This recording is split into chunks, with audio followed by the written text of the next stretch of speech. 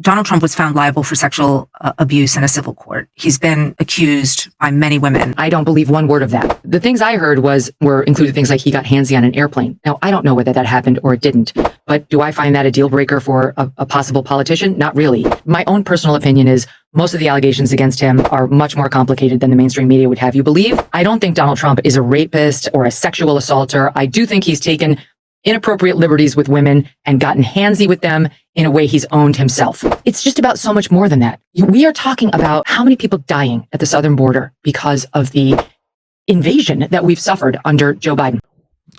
Megyn Kelly sits down with the New York Times in this interview, in which we're going to show a clip. She pushes back on the New York Times, who tries to create a narrative on how could she possibly vote for Trump.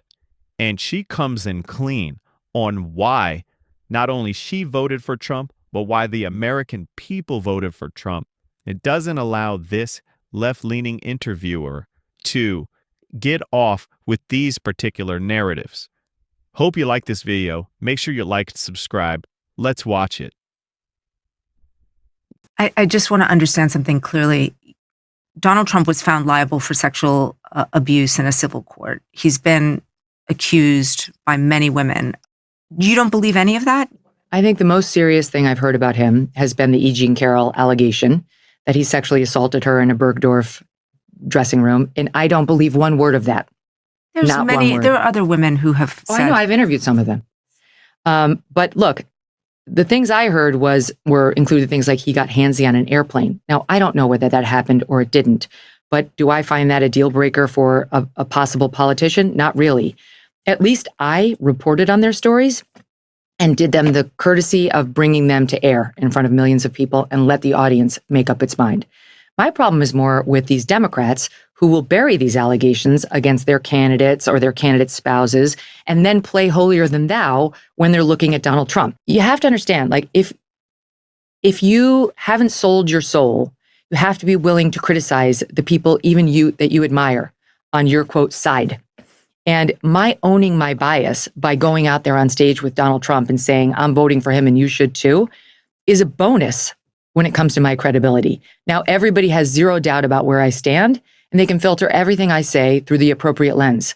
What typically happens in journalism is they say they have no bias, and then they just work it out in the printed word or on their shows without owning it. But the audience knows it, and it creates a distrust and a divide. Megyn Kelly said it best here. At the end of the day, when it comes to the Eugene Carroll situation with Donald Trump, he was not found guilty on actually doing what they said he did. He was found guilty in a civil suit that he is, quote unquote, liable for the situation, whatever that means. That is just basically a way to financially hit him in his pockets, even though he didn't actually do the thing he was accused of. But what is more telling and what is actually better in this particular exchange is that Megyn Kelly is like, look, I put everything out there. I say what I feel, and I could be biased on my support for Trump, but that's for you to judge. And I don't backtrack on it, and I'm honest about it, which is something that the mainstream media is not doing. It's something that the left is not doing. As we remember during the C19 situation, the news was wrong about everything, okay? Rachel Maddow, Andrew Cuomo, they were all wrong about what the vaccination could do. And then when it came to apologizing, they never did, ever. So this was a great exchange on what Megyn Kelly is saying here. Let's continue to watch as she really goes in on her feelings about Trump in the situation. She gets deeper. Let's follow this. When it comes to Trump and me, no, my own personal opinion is most of the allegations against him are much more complicated than the mainstream media would have you believe. And I don't think Donald Trump is a rapist or a sexual assaulter. I do think he's taken inappropriate liberties with women and gotten handsy with them in a way he's owned himself. Okay. Years ago, when he was a celebrity, And it is what it is. That's the past.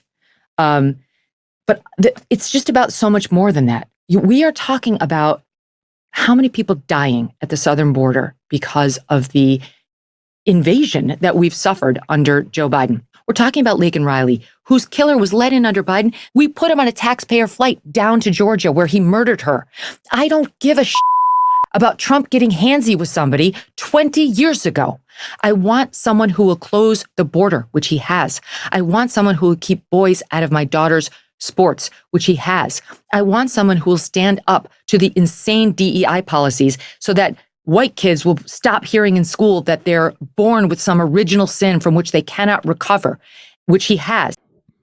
Megyn Kelly punches back hard on this New York Times interview, and she does it in a fierce way. This is why Trump won the election. The left constantly is obsessive about Trump in his cases, Trump in his personal life, Trump in these arbitrary situations. And the American people have spoken with their vote.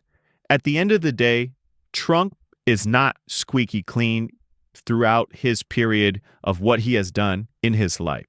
But at the end of the day, is he a formidable figure to take care of the problems that need to be taken care of? And that is what's important.